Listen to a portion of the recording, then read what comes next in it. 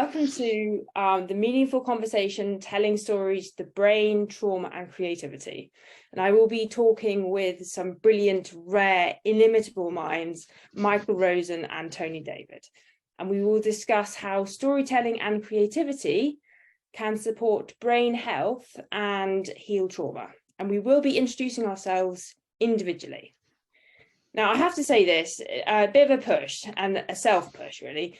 This event revolves around my new book, Squawk, a book of bird adventures, which is very bright, funny stories, which in fact revolves and reacts to my own damaged brain, which might not seem immediately obvious, but it's very, very, very much important.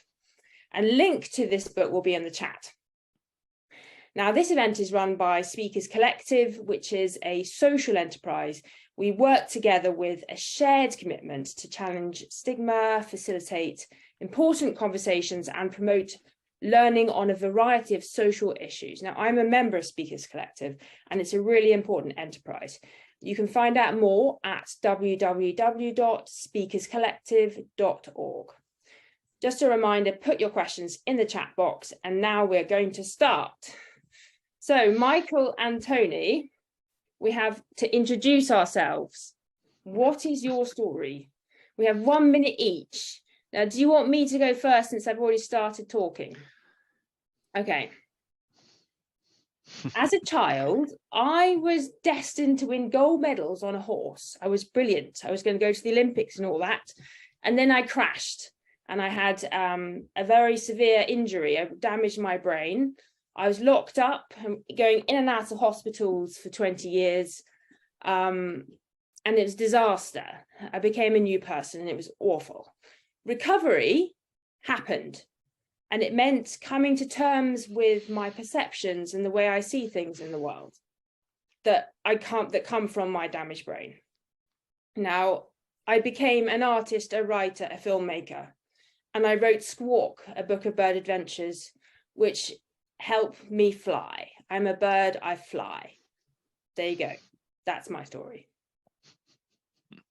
Michael. I think I'm here because in 2020, I got COVID, and then it got so bad that I was put into an induced coma. And I was in that induced coma for 40 days and 40 nights, probably. Sorry about the biblical allusion there. I wasn't in control of that. And then I woke up. But when I say I woke up, it's actually a rather misleading term because there isn't a line between being in a coma and coming out of a coma. So there is a borderland territory between when the medic stopped the medication and when I first become conscious, and then there's a blurry area that possibly lasted for as long as 2 or 3 months, where I thought I knew what was going on, but in retrospect, I don't think I did. So I was confused, and then I'd become confused about why I was confused. And even now, I'm quite confused about how I was confused. So that's basically my story, other than that I have spent a lot of time writing about it in 2 books, one which is called Many Different Kinds of Love, and a more recent one called Getting Better, which was stimulated by my awareness that I was trying to get better, and then thinking, were there other occasions in my life where I've tried to get better? And then I thought, well, yes, like, for example, 12 years of suffering from what's called hypothyroidism, underactive thyroid, undiagnosed hypothyroidism, or indeed getting over the fact, or trying to get over the fact, that my son died in 1999. So that's what that book's about, and that's, I guess, why I'm here. Thank you, Michael. Tony. Thanks very much for inviting me. So I'm Tony David, and I'm a neuropsychiatrist. So immediately there's a question, well, what on earth does that mean? And how did I get there? So a psychiatrist has gone through a medical training. And so as you're going through your medical training, you're constantly thinking, well, what am I going to specialize in? And people keep asking you that question. I very early on decided I was interested in the mind and the brain. and so that meant neurology or psychiatry, and trying to work out what is the mind and what is the brain. I didn't realize at that time, but is perhaps one of the most profound questions in philosophy that's ever been posed. So it won't surprise you that I haven't quite solved that yet. But my pursuit of psychiatry and people who have had damage to the brain or disease of the brain is a way of trying to understand those questions. I'm also, one of my interests is in insight.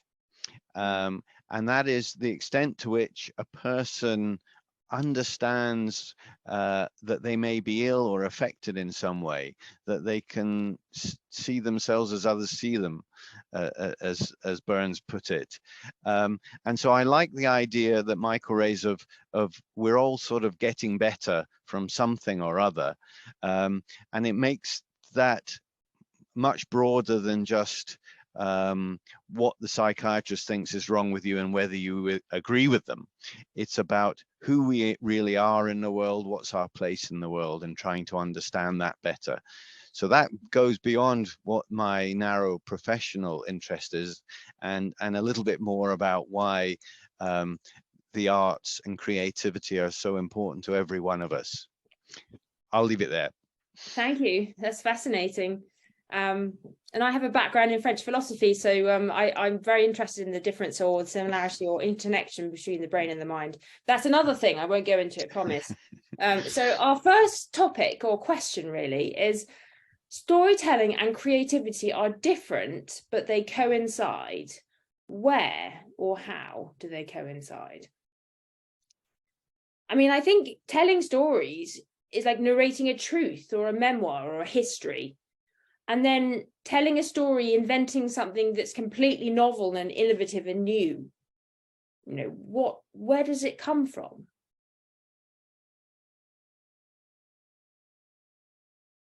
Michael, Tony. Yes, it's a fascinating question there. My own view of creativity is that, of course, it's very, very broad, and people are using their creative impulse every day. Cooking, even cleaning, gardening, walking to the shops, actually shopping. You can be creative about these things. So what is the core essence, if you like, of creativity? What's the necessary condition, if you like, of creativity? To my mind, and I use this particular phrase to remind myself of it, is to say it's when you're engaged in trial and error without fear of failure. So that without fear of failure is very important, so that you should have a sense of freedom about it. Creativity under pressure tends to be something else. I mean, it may be fine. It may be a form of gaming or performance or something like that. But for me, I'd like to see that freedom connected to it. So I'm not rigid about it, but that's just how I feel about it. So for me, that's what that is. Now, storytelling may involve creativity, a lot of it, or maybe a bit less of it. I think it'll always involve some degree of it, because every time you tell a story, it'll be different. And then also, as the distinction you've just made there, that the idea that when you recount something that you're trying to be true or authentic, which is the word I tend to use, it does feel different than if you're sort of trying to spin a yarn and make up something. So in my two books, I've tried to be as authentic as possible. And that's quite a tough call, actually, because there's things you either don't want to tell or that you find very, very difficult to put down on paper. And then if you're spinning a yarn and coming up with, well, like in your wonderful case of animals, then there's a sort of another kind of freedom there, you know, which we've known has been in the human race for thousands of years. We only have to think of Aesop and the fun he had with talking animals, to know that you can get a lot of insights into human behavior by ascribing animals with certain sensibilities. And so if you do that, there's a lot of fun to be had there. And I can remember actually some of the first things I ever wrote were those, but I couldn't succeed in getting anybody interested in them, so I kind of junked them. You've done much better than me, Lorna, in getting people interested. So there we are. Those are my first thoughts. Thank you, Michael. I have an awful lot to say, but I think I'm going to allow Tony to comment on what he thinks about storytelling creativity. Yeah, and I agree a lot of with a lot of what Michael has said. I mean, I think there's sometimes we think of creativity with a big fat letter C, capital letter C, and it's people who are artists or composers, and obviously they are creative by they have to be. But I think the small c creativity that is all around us is in a way much just as interesting.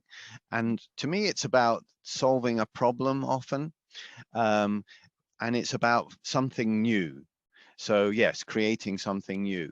But it can be a new solution to a very mundane or seemingly obvious predicament.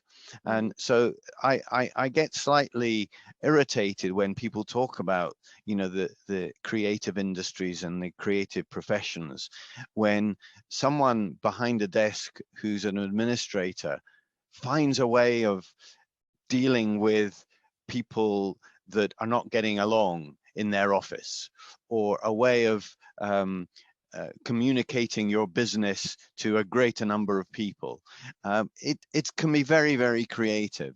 And I think that sort of little achievements of creativity that are so important to us and give us so much satisfaction.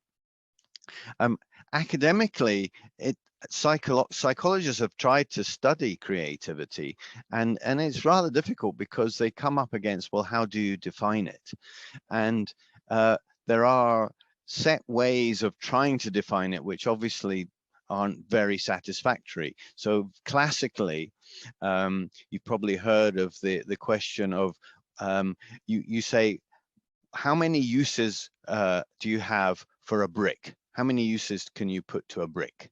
And the less creative among us will say, well, you'll use it to try and build a wall, or it can be a paperweight, or it can stop the door from slamming. But then more creative people will say things like, I'll use it so that I can see further ahead of everyone else. I'll sculpture it into a bird, or you know, and you can sort of begin to rate the kind of answers that people give, from the mundane and commonplace to the ones that are more unusual. And then you can say, well, what does it correlate with? Does it correlate with how intelligent you are? Does it correlate with your gender or your upbringing or ethnicity? And of course, of interest to people in my profession, does it in any way correlate with your mental health, with your experience of mental illness? Because that's an old story, that there is some connection between being more creative and somehow being more vulnerable to mental health problems. You know, we I can think come I'm going back to and butt in there, discuss actually, that. because, Yeah, go on. Because having been a patient with mental health problems for many, many, many years, often some people would say to me, are you an artist because you're mad? Or are you mad because you're an artist? And I felt actually the only way I could be alive was by having the means and the tools to express myself. So I was kind of subverting the question. Yes, maybe I was mad. I guess I was mad, but my art was the only way I could stay alive. It wasn't causing my madness. It was expressing it and causing me to have the means whereby I could stay alive. So I don't think that answers the question. What do you think, Michael? Well, I can say fairly conclusively that my experience of writing and performing has helped me. Yeah. So I can remember, for example, when my son died, I was devastated. Of course, I'm just saying something very ordinary there, that as far as I was concerned, it was the end of the world. I thought about it in a totally egocentric way, that I was at the center of the universe and the universe had collapsed. And then I worked on it, and I worked on it in a variety of ways, but I couldn't actually write. That was quite interesting, is that it just didn't seem to be appropriate. The thing I do by writing didn't seem to match this thing that had happened. It was too devastating. So what happened was that I read a poem by Raymond Carver, and it's called On Being Locked Out. And just to cut it short, Raymond Carver arrives back at his room or his house or his studio, and it was one of those American houses. He's an American poet, and he's on a kind of veranda, I think, and he looks into his office and sees that he's not there. And of course, this makes him think about the idea of his office and him not being in it. And he just ponders it in a very quiet way until it does wind up with a bit of tension at the end. And it was as if the doors opened and I could suddenly feel free to write about my feelings about Eddie dying.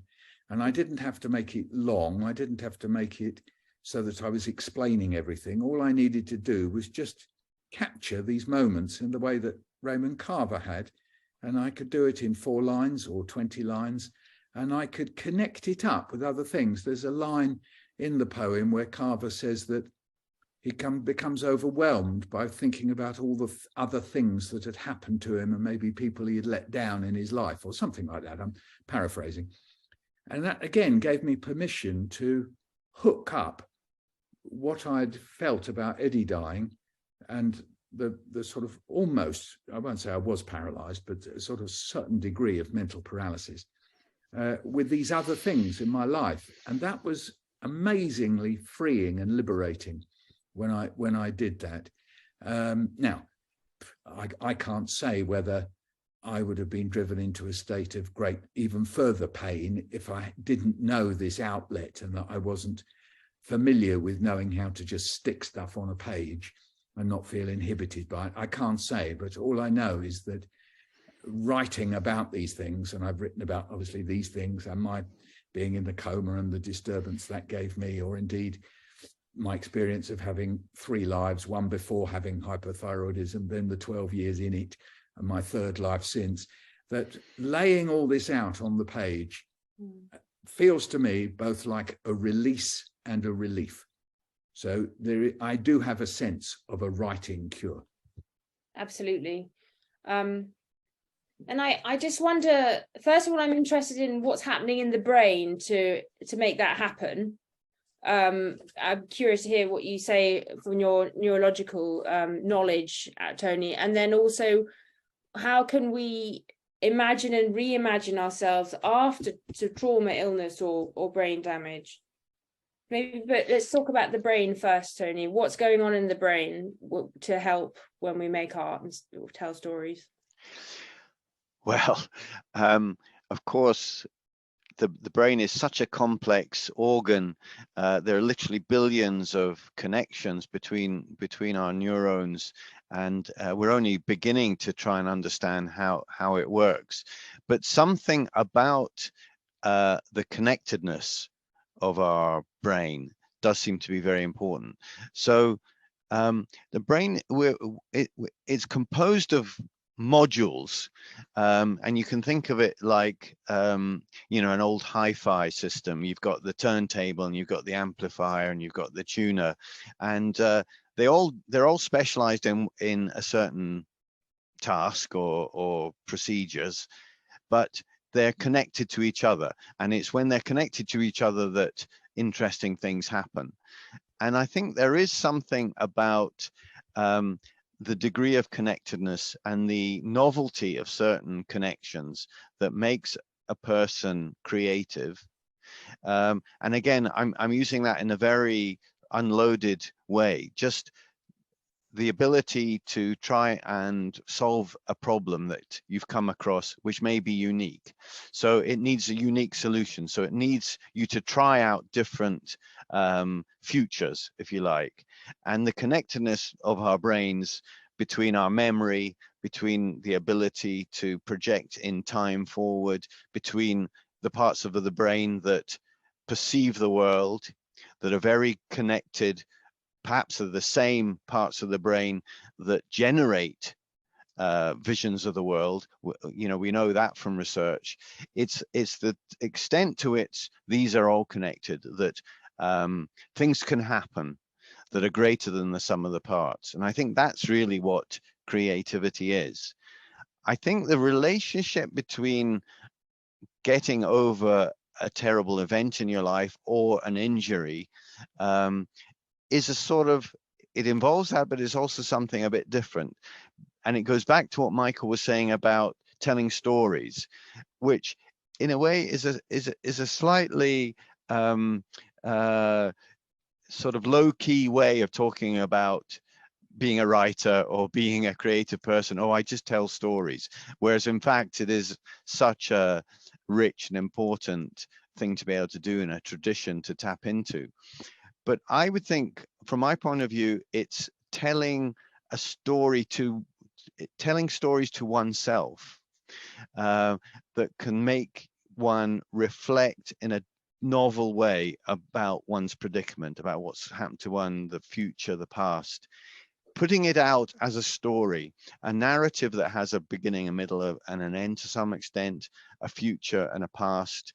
And that allows you to see things slightly differently, to imagine things being different.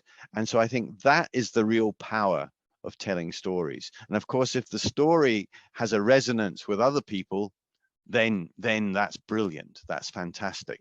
But perhaps, and maybe this is a question for writers, do you write primarily to yourself and for yourself, and then if others find it useful, that's a bonus? Or are you thinking about communicating to other people right off the bat? That's a genuine question. Yeah, what do you think, Michael? Well, there's two aspects to that. Language is social. That's to say, you cannot use language without, as it were, scooping up the social nature of the words you're using. So if I say tomato, right, I'm saying this in an English language, that comes with all the history of tomato in my mind, but also in all your minds. And of course, the history, as we say, of the word, though actually the word doesn't exist independently of people. So there's that aspect of the sociality, if that's what we could want to call it, that the sociality of language, even when you're writing totally for yourself. So that insight is quite important, not my insight, needless to say, but no matter how private you are, that actually you are being social the moment you write. Then, of course, there are many social places that you can put your story, whether it's talking to one other person, reading to one other person, or like me, performing for 2,000 in a hall, or, you know, some people getting stories on telly or wherever to millions, making films that last for many, many years. Shakespeare writing stories for millions of people, not that he knew at the time, that's lasted ever since the 16th century. So that's another whole ball game, that sociality. Now, what happens then is crucial, because for the perceiver of the story, the reader, listener, hero, whatever, that the act of receiving a story is in its own way an act of comparison. So we cannot escape from that. That's one of the great things why we've invented stories, is that when we're watching, think of any story, Romeo and Juliet, any story you like, or just a very little story, or a Kafka story, say, Metamorphosis, where he turns into this horrible creature, and so on. We ask ourselves very, very quickly all sorts of questions like, am I like that? I'm glad I'm not like that. I wish I was like that. Maybe one day I might be like that. Oh, I wonder what's going to happen next. If I was that person, I would do this next. And we're running through these thoughts at breakneck speed. And if you sit on the top of a bus after there's been a TV program that everybody's watched, a film or whatever, you can hear people, particularly if there's a cliffhanger and there's more to come, and they unravel these acts of comparison. You can hear them doing it. And I think this is a crucial part of us saying who we are. Now, I'm talking about stories I've just described, stories that are kind of made consciously. But of course, you also hear people doing something that's undermined by calling it gossip, but that is just as important. Someone says, oh, something funny happened. The dustman, he came and he tipped up the dustbins and he tipped them all over the road and walked off. And someone says, oh my God, that happened to me. And then they tell a story, but it isn't about dustbins, it's about cats. And then someone says, oh, I know that. I was on holiday and something, and people are pulling out elements of the story they've just heard, finding the analogy in their own life and telling their story. It might be a grief or kvetch, as you might say in Yiddish. They're kvetching about things. That means they're kind of complaining about things. Or it might be, hey, a funny thing happened to me on the way to whatever. But whatever it is, there are all these acts of comparison going on. And this is fundamental to who we are. I think, and Tony can come in, or indeed you can, Lorna, that some people find themselves locked off from those acts of comparison for whatever reason. And if you're locked off from that world of comparing, then I think people sometimes face difficulties. I'll say no more because I'm in the company of two professionals who thought about it much more than I have. I don't think I'm a professional, but I don't know what I am. Who knows? Anyway, and I think you're very professional, Michael. But the point is, I think comparisons are also the root of evil, because I know comparing myself to other people has caused me a lot of angst in my life, and I think it can be not very nice, really, to do that. Good point. Thank you. Yeah, good correction. No, not correction at all. No, it is. It's important because I was being utopian. I was saying, you know, the more we compare ourselves with each other, the better we are. But you've put a good correction in because some kinds of comparisons go on and on being painful. You're quite right. Yeah. That has to be factored in. Very good. Thank you. Yes. Can I pick up something you were saying, as Lorna, though, as well? I mean, you used, when you were talking about your creative process, how that it was, you know, I can't remember exactly what you said, but it sounded like it was a matter of life and death. Yeah. It was very, you know, it was crucial to you. It is. Which, but I would suggest, and, you know, reading your book, it's also about play. You know, it's not necessarily you're writing because maybe in the big picture is this is something that you just have to do. It's a way of you getting out of a really difficult situation, but it's also just playing with ideas, playing with language, and perhaps we underestimate how you know, therapeutic, for want of a better word, that is, how healing that can be. Yeah, I will say my current book is a different stage of my life, because it is play. Yes, you're right. But the characters in my book appear to me and they come up to me and they start talking to me, and they're physical beings. But you wouldn't say that because obviously you're a neuropsychiatrist, so you would kind of say it was a hallucination or whatever, that it wasn't real. But then we have a question of what is real, you know, and that's a long problem. But basically, but this is a very positive stage of my life because they're very happy beings in my book. They're very happy animals and birds and creatures. And they come up to me and they tell me what all these funny stories, and we have hilarious time. It's very playful and amusing, yes. In the past, when I was unwell, because I'm not unwell now, I'm very well. But in the past, when I was unwell, the hallucinations would be trying to kill me.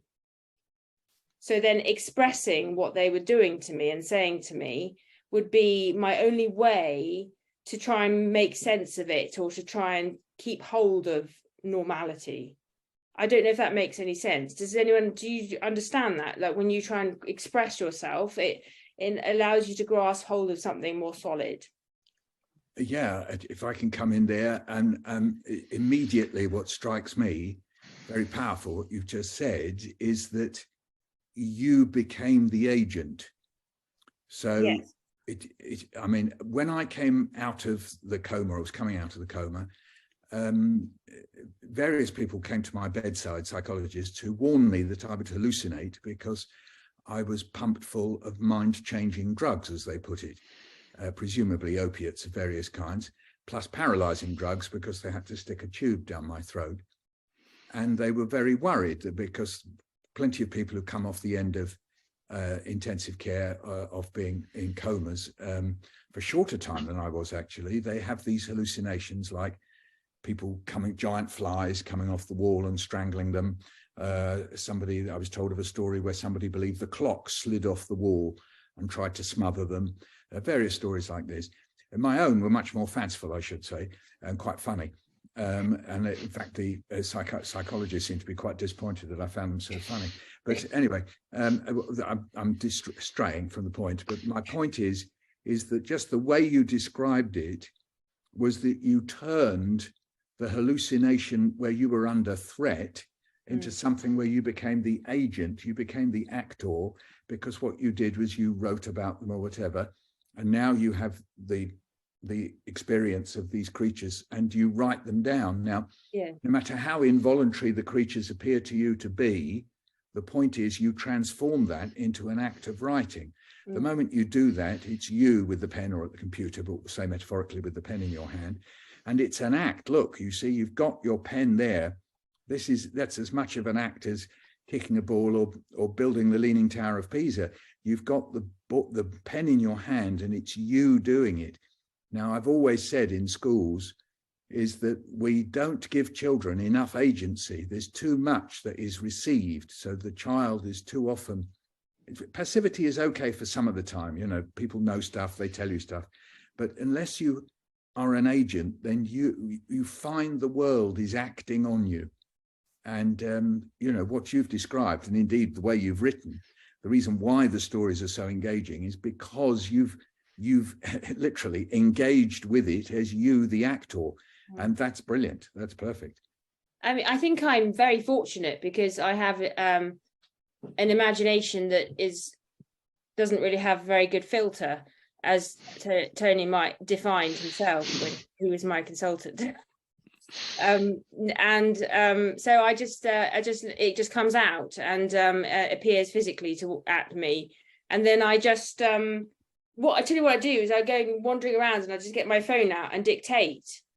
Have this conversation and I just record it, and then so I have the conversation between me and the creatures on my phone, and then I go back to my computer later and try and make some kind of sense of it.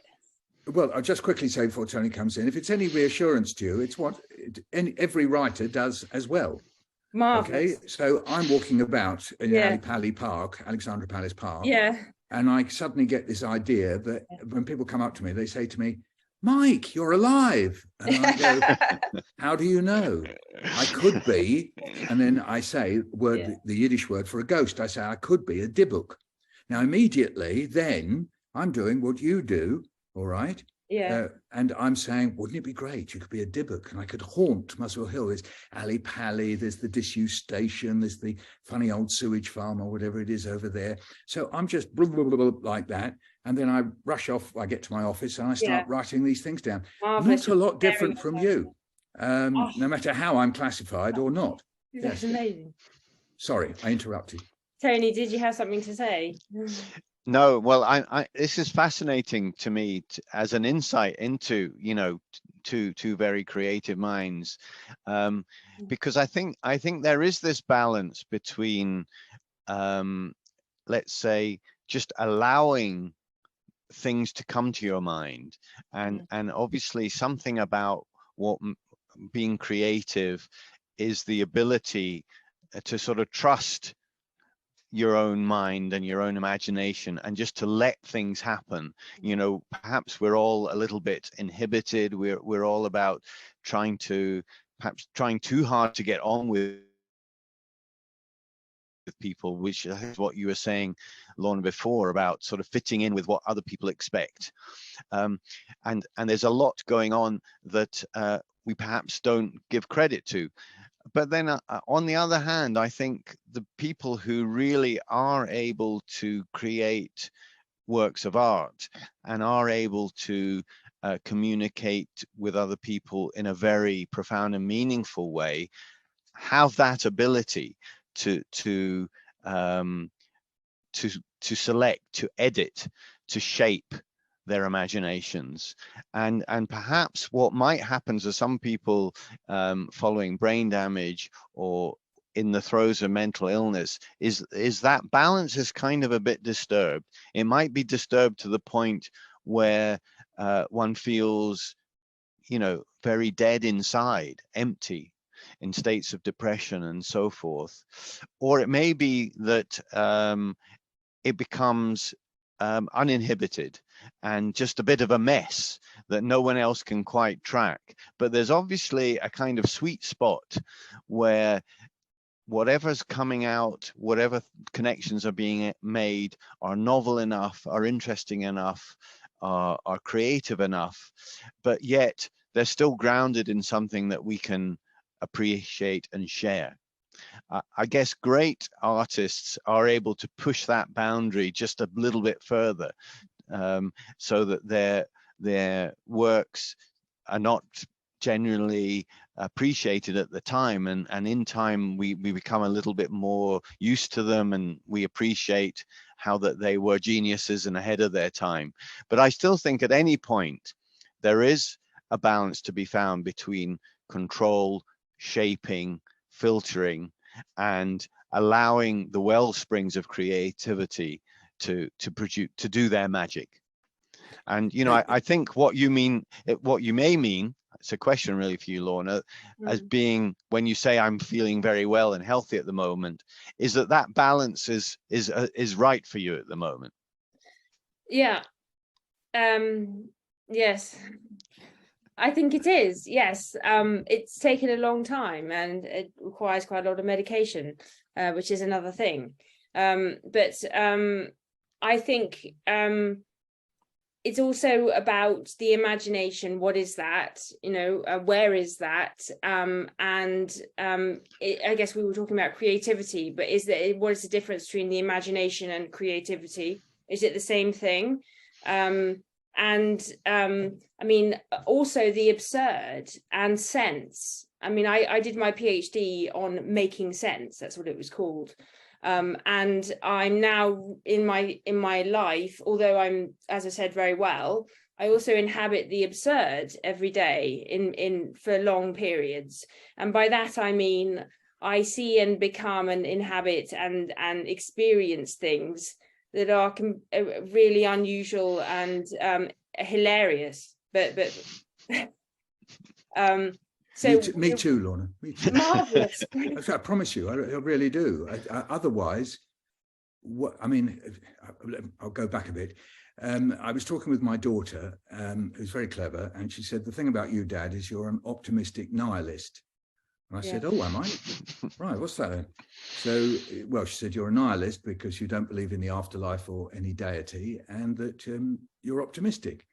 And I'd add in there that one of the reasons why I'm optimistic is because I think it's absurd. I think in the true sense of the word, life is absurd. The whole of human life is absurd. There is no point to it other than itself. And that in that absurdity, we find humor and tragedy and many other things, but there isn't any point to it. And that when I'm resigned to it, which is 99.9% of the time, I can get on. It's fine. It's okay. Exactly as my daughter said, I can be optimistic about it. But I can dwell in the land of the absurd either by reading things or looking at Hieronymus Bosch painting, or reading the stories of an absurdist like Daniel Harms, or indeed Kafka. And if you dwell in that place, either making stuff up or whatever, it's a satisfactory place to be. If you want to tie creativity to what is in effect a form of professionalism, which I think where Tony was going with fashioning and editing, then of course we are connecting it to that word art. And in that word art is the idea of artifice. You are making something. And of course, at the end of the day, whether you made something is art or not tends to be whether other people do want to perceive it, read it, buy it, look at it, and so on, or not. If you're totally on your own with the stuff you've made, then people will find it difficult necessarily to say that it is art. But that's some people say to me, for example, they say, well, I don't think what you write is poetry. And I say, well, that's all right, call it something else. And they say, well, what is poetry? I say, well, poetry is whether enough people sit together and say that's a poem. There are no other definitions left. So I'm somebody of the school of thought that things are decided between us, just as I don't think there are rules in language. These are decided between us. And so that also applies to creativity. And a case in point being Highway 61 Revisited, by Bob Dylan. Now, when that came out, I can remember exactly then being utterly puzzled, utterly bamboozled, had no idea what it meant, and with my very logical grammar school mind, tried to make it mean stuff. Over the next 50, whatever it is, more, isn't it? Anyway, 53 years or whatever, what I've done with it is not worry so much what each individual word means, but to guess behind it what is the emotion in the thing that is being said. It's all right, Ma, I'm only dying. It's all right, Ma, I'm only bleeding. Any of these type lines that Dylan goes in for, or Desolation Row and Tom Thumbs, whatever it is, that these what he was playing with was in exactly the territory we're talking about, in the land of the absurd, in order to try and express some of the feelings of desolation, pain, amusement, bemusement, loss, through a language that in a funny sort of way wasn't actually his, that he was borrowing it. And I've only been able to see this over a long, long time, but at the time it was utterly, well, virtually incomprehensible. I had a sort of vague sense, but, you know, I didn't like it, I'm going to admit at the time, because I didn't get it and understand it. But that's because I was trying to understand it in the comprehending type way, whereas I shouldn't have done. So there's a fine example of the absurd becoming something that is many people now regard as a gigantic work of art. What do you think, Tony, about the absurd? I think, well, I guess I'm a bit frightened of it. I'm a bit wary of it, and I want a little bit, but not too much. And I guess that's, you know, I think artists and creative people are much better at playing with the absurd, whereas I worry when people, as it were, they go over to, they're able to separate themselves off from the mundanities of life and to see things as absurd or unbelievable, as long as they can sort of come back and reflect on it and shape it. And I guess it doesn't always work for people, and they can get lost in a world that is only their own and they're not able to share with other people. And, you know, you could call that madness if you like. Yeah. And, you know, that's a frightening place to be. That's true. And it's often not in itself a very creative thing. So I think someone who knows that from the inside, I would think you'd agree with me that there's a great danger, and it's a mistake, to romanticize madness and craziness and illness. Yes, we can transform them. They're part of the human condition. They're part of our experience. We might be able to learn from them. Our lesson might be, no, we don't want anything more to do with it. That might be the lesson we draw. But it's not something that's to be taken lightly and romanticized. Yes, I agree with you. Good point. Tony, I understand. I think now we should probably try and be a little bit creative. So I'm proposing that now each of us, and there's no limits, okay, so you can say something really boring or normal or scientific, not that scientific is boring or normal. You can say whatever you like, okay, but now we are going to imagine ourselves or a story that's something completely different, an entirely new scenario. So who are you? Who would you be? Now I'm going to nominate myself to go first. So this is something that I experienced this morning, right? So my name is Leonard. I am a letterbox on the side of a door, a rusty flap conveying messages from one world to the next, a flat aluminium Hermes, if you will. Now the postman, who doesn't have a name yet, fights with my stiff hinges when he tries to prise me open for the Daily Mail delivery. Now inside the house is a dog called Doug, and he's a pug, and he waits to catch all the letters and he rips them to shreds immediately. And Norman, the human recipient of the letters, is very thankful for their disintegrations because he thinks they're all bills, and he can't pay the bills. So my messages, my warnings are never received. What happens next? Love it. Love it. Who wants to go next? I don't mind. Tony? Go on then, Michael. Okay. I'm a bear, in fact. I'm a bear in Canada. And I'm wandering around in Canada, and I've got a sense it's getting cold and that I'm going to have to go to sleep. And I'm getting worried about this. I'm getting very worried that I've got to go to sleep. And what I'm worried about is, will I be able to dream when I'm asleep? I'm not worried about waking up because I know I've done this before. I'm gonna wake up. There's no problem about that. The bit I'm worried about is, will I dream? Because if I don't dream, there's just going to be hours and hours of nothingness. And nothingness is terrifying me. There's just going to be blank, and there's going to be blank and blank and then more blank. And it's really worrying me. So I'm going to go and talk to some of the animals around in Canada and ask them, what can you help me dream some things? So I think oh, there's Coyote. Coyote, he's good. Coyote's very good because he's wily. Wily Coyote. Coyote, have you got some ideas? That's his name's Riley. Why not? Riley. Coyote, have you got some ideas? I'm going to be asleep for a long time for dreaming. And Coyote says, yeah, no, one of the things you should dream about is that when you put things in the fridge, make sure that you put them in the right order.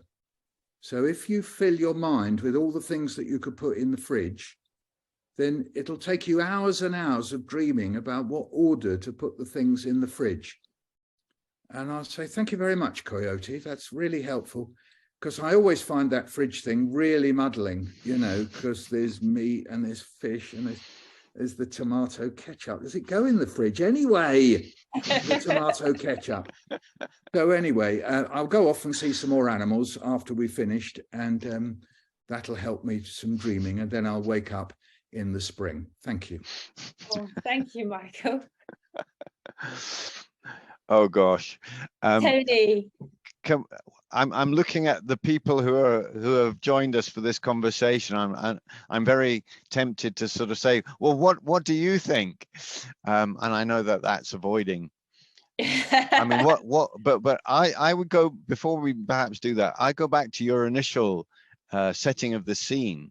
I like the idea of the letterbox. Yes. And I'm sort of identifying with the letterbox, the actual Leonard. Opening and the flap, and I'm trying to think, well, is the opening between the two worlds of inside and outside of the house, is that actually a thing? It's the absence of something, isn't it? It's a space. And so I'm not sure whether I am really real or whether I am an important part of the door. But I like the idea that whether I really exist or not, or whether I'm just a space between things that exist, it is a place where there's an exchange of ideas. They may be just, as I think you mentioned, the Daily Mail, or they may be useful information or true information. You could be the space before Doug, the dog, gets the mail. You can be saving everything. You're Tony liminal, David. You're just utterly liminal. You've just become the between. I'm the between, but I'm the connection between the other people and the other entities. You're the wardrobe in The Lion, the Witch, and the Wardrobe. Exactly. You are the wardrobe. Yeah. I'm the wardrobe. There's worse things to be. That's my destiny. Thank you. Fantastic. And that draws us all together, doesn't it? Mm. Okay, well, that's absolutely brilliant. What an amazing conversation we've just had. We didn't do any of the questions, but we didn't need to. So now we're going to go to the questions in the chat. There's been several questions. A comment by Christopher Morris, who is a solution-focused clinical hypnotherapist. He uses scripts, and he says, I use scripts and metaphors to help people find solutions to a variety of mental health problems. Stories are very powerful in opening up the mind and creating change. Hypnotherapy helped me deal with anxiety and stress, as well as the loss of a child. It was the reason I trained as a hypnotherapist to help others. It's fascinating to hear the conversation. So that's great to hear. Thank you. Then Eva says she's very much enjoying the conversation. Stories define ourselves and our identity, and rewriting stories can be healing. Carolyn says, do you think there are certain conditions we can create to stimulate creativity? That's interesting. What do you think? Yes, sitting still, I find, is one useful way of doing it. But I'm a writer. I mean, other people might find the moment you handle some clay, or alternatively some music plays and you're going to dance, and I fully understand that. But for me, just stopping, forgetting that I've got to unload the dishwasher, forgetting that I've got to go shopping, forgetting that I've got to do those bills, and just sit still and wait. But that's only one form of creativity, because I'm a writer, so I'm not very plastic. I don't deal with plastic stuff. So that would be my answer to that question.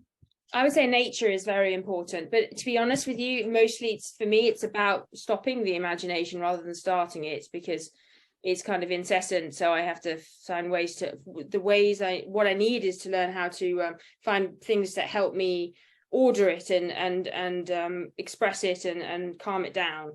I don't need stimulation. I have eternal. Sometimes people say, do you want some cannabis or heroin or whatever? Or they say, do you do drugs? And I say, no, I don't need to do that. No need for that. I have exactly the same response. People are amazed that somebody of my age who lived through the 60s, I have never touched a single smidgen of any of it. Yeah, I've only been drunk about 3 times in my life. I don't drink. Yeah, neither do I. I'm teetotal, yeah. But it's quite interesting that, I think, blimey, I don't need any of that stuff. I've got enough stuff talking about cats talking to each other. I've got my notes here. One of my cats is saying, why do you keep going on about being ill? That's what my cat has just said to me. Look, why do you keep going on about being ill? That's the next dialogue. But can I throw in there another thing? Again, it's about creativity with a capital C versus the other kind. Because yes, I can see why, to some extent, quietude, silence, space is important for you, Michael, and for you, Lorna. It's not so much that it's not being so bombarded with information. That's in a way, it's being able to select from all of that information. But the thing I would raise is being with other people, how stimulating and creative that can be. And again, when it comes to solving problems at work or at life, but also being creative, it's being able to share ideas with people, being able to hit them off what they say, and that takes you to places that you weren't thinking of. Perhaps that's what we less creative people rely on, that with a nudge from someone else, and we can nudge them and so forth. So I think conversation, sharing problems is incredibly important to stimulate creativity. I think it's great as well. It's one of the ways we generalize out from ourselves, isn't it? Which is so fantastic that when I've been in bereavement groups, and I'd made the observation that we brought my son's body back into the house. And I made the observation that after a few days, little hairs started appearing in his forehead. So he was laid out in the house, and somebody said, oh, I noticed that as well. And actually, that's why I know that you're telling the truth. And I found that incredibly moving at the time, because first of all, as if I would be making it up, but also that people needed to know that other people had this true experience. And this micro detail of these little tiny blonde hairs that appeared on his forehead about 4 or 5 days after he'd died. And there was that sort of contact immediately there. And I felt a sort of incredible bond with that person who said that. And I think she did with me, just that we're going through this stuff together, aren't we? This is the stuff that we're dealing with. Amazing, amazing moment. I think in my years of being in hospital, detained, you know, the what I got from that long horrific experience was empathy. I connected with the patients, you know, because we had a shared experience, you know, and I learned, people say to me, do you regret, or you know, or how awful you've had such bad time, Lorna? And I think actually, no, I don't regret it, because I've learned empathy and compassion, which I think are the most important things of being human, you know. So I think that's really important, connecting with other people. It can be really healing. Very good. Very good. Oh, we've run over time. Quickly. sorry. Did you want to say anything really quickly, Tony or Michael? No, I think that's great. Okay. All right. Well, everyone, thank you so much for joining us. I really enjoyed that conversation. Michael and Tony, you did so well. Thank you so much. I put you on the spot a few times. I'm sorry about that, but I think you were absolutely pleasure. Brilliant. Well, thanks, Lorna. For it's all down to you that this has happened, and it's great to share it with you and the other people here. Wonderful. Thank you, everyone, for joining us. Such a brilliant conversation. Thank you.